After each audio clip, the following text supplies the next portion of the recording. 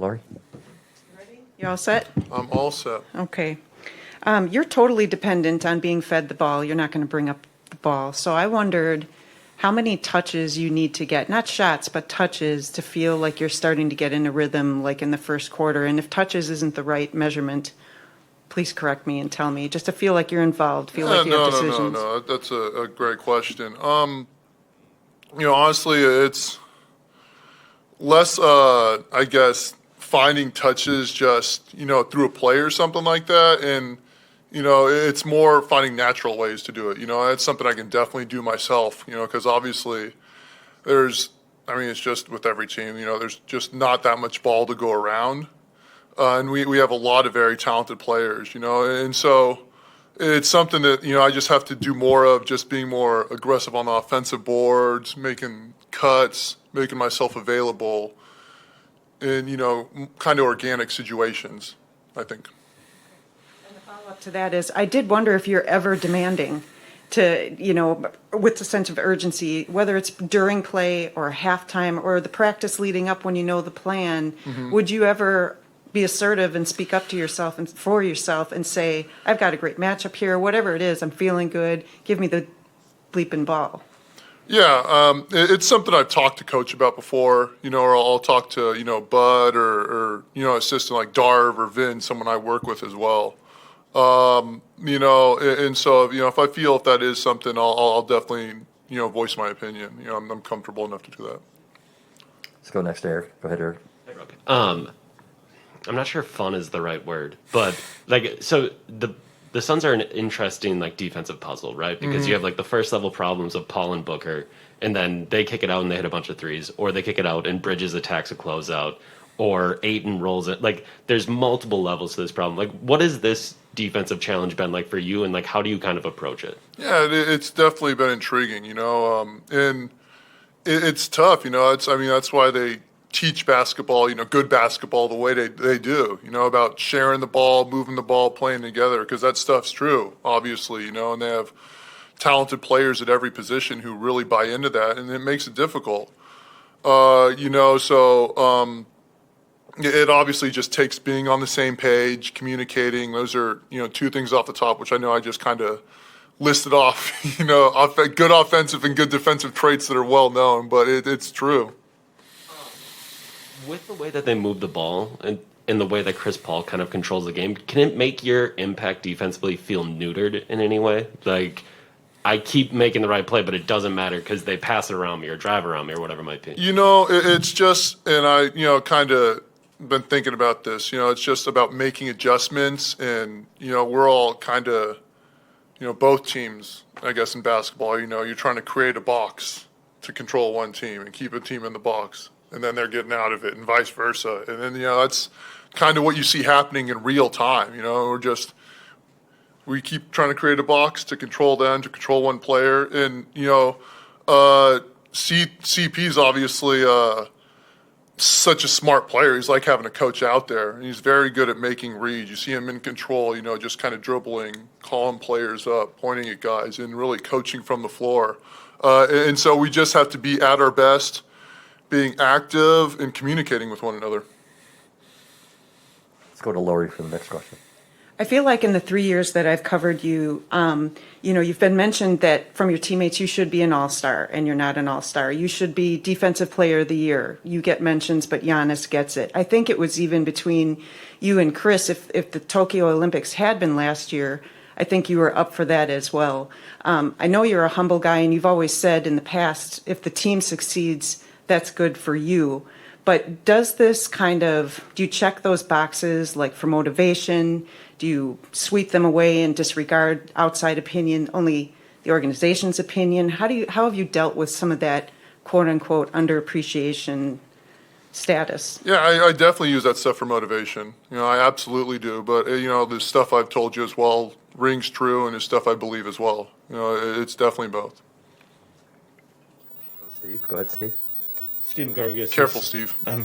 Steve McGargy, Associated Press. I'm just wondering, y'all went through this before in the second round against Brooklyn. Frankly, those games were more lopsided than the ones in Phoenix, where you were able to come back. Do you draw on that experience going in now, or is it just two totally different things, and you can't. I don't know. I was just wondering if you get confidence from that, or if it's just a separate thing. Oh yeah, you definitely draw from that experience. I think we've been really good at just looking at film, reviewing what happened, and going back and implementing changes and making adjustments. And so,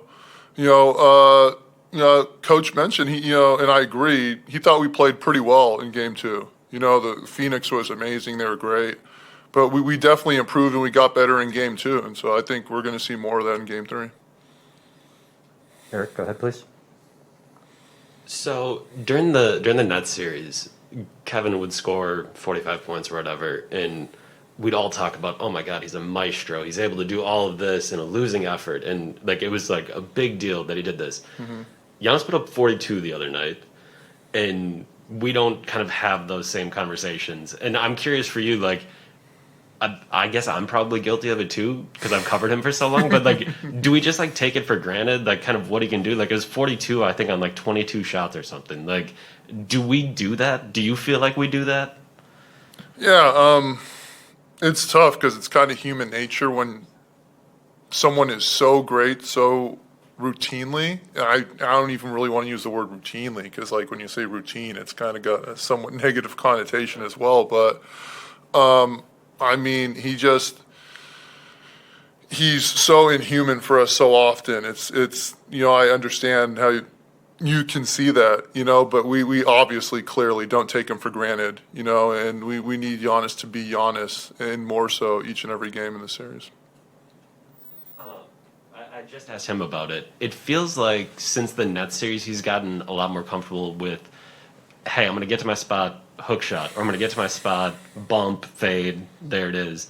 What have you seen from him in that shot? Because it's a shot that you two take it differently, don't get me wrong. You take them in different ways, but you do those same things. You get to your spot and hit the hook shot and do that. Yeah. So what have you seen from him?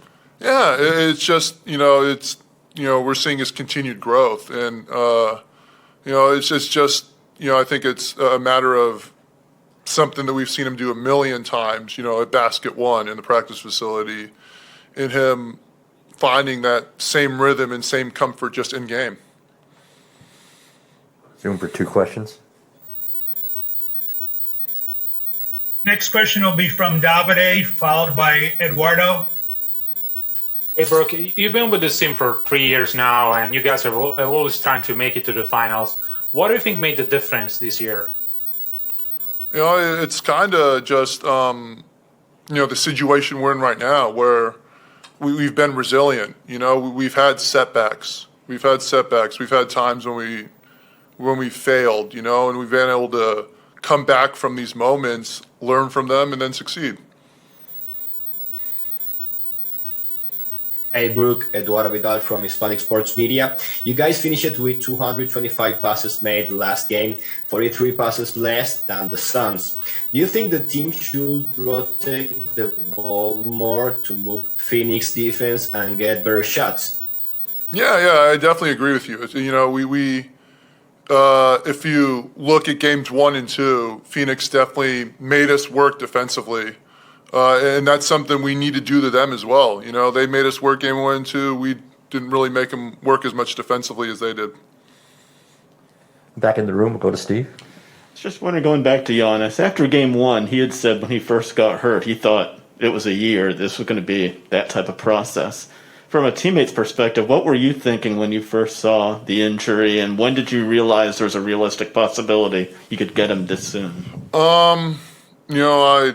I didn't see, as part of the actual play, and I kind of turned once it happened, so I didn't see the ensuing action. I know it was, a rough watch, but, I honestly didn't really have any expectation.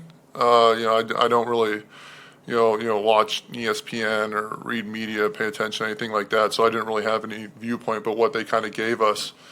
And so, I heard all the talk from our guys, and, I guess I didn't really have a fully formed picture in my mind, honestly. It was just kind of day to day, hoping to hear word on Giannis and everything like that.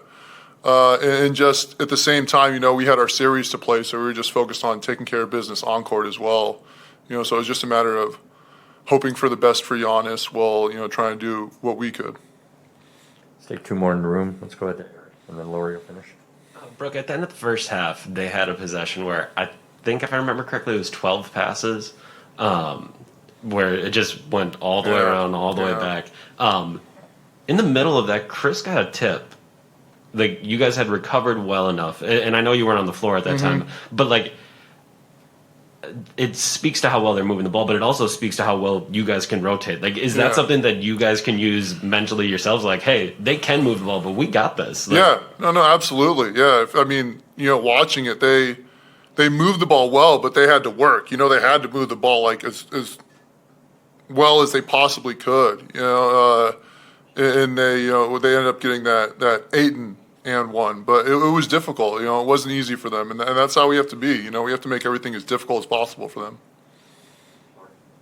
Do you do anything special to work on being sure-handed? And I think about like the pass that was behind you from Drew that you slammed down in the Atlanta series. Football players, they work with the jugs machines and balls being blasted at them, and you have a wide area that. Is that just natural from practice and you have a big wingspan, or do you actually do specific drills or strength things that help you? Yeah, I think it's just all from repetition and practice. One of the main things I like to do is I just like to, when we're working on my floaters with a basket four with like Darvin or with Ben, just catching with one hand and finishing, not bringing the other hand in to control it. Just catching one hand, going up, finishing, catching one hand, finishing. I just think that does everything. Thank you, Brooke. Thank you, guys.